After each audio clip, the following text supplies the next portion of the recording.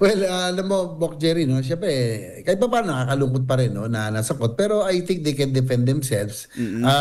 Alam niyo, misinterpret ako nung huli nating interview rito na Oo. akala, pinagtatakpan natin, no? Hindi po, hindi natin pinagtatakpan natin kasi ating pong punto, Mm.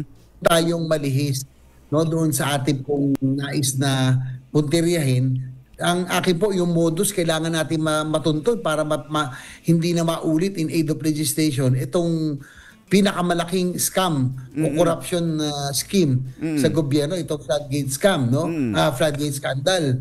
Ang worry ko rito, Bok Jerry, yung most guilty, tila nawawala yung focus sa kanila, no? Dahil may mga ibang personalidad na mga sikat na nababanggit, Oo. yung mga most guilty, Bok Jerry, asan yung mga contractor, no?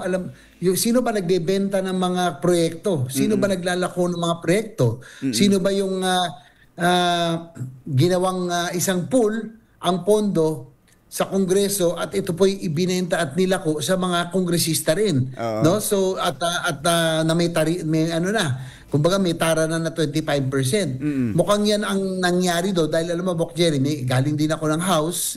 May mga kausap tayong mga dati nating kasamahan, si Congressman Toby Tiangco, dahil lapit sa akin yan, at iba pa, na naikwento sa akin. So more or less meron tayong idea kung paano nangyari yung scheme na yon, na talagang iilan lamang, lalo na sa House leadership, ang nakinabang, no, na talagang inilako nila at binenta nila yung mga proyekto at 25, wala pa yung fee. Oo. So, yun po yung worry ko, Bok Jerry, na mukhang wag naman sana tayong malihis dahil gaya na nabanggit mo, 2 kongresista lang ang nabanggit. Paano yung mga contractor? Alam naman natin, marami sa mga kongresista at contractor, iisa. Oo. No?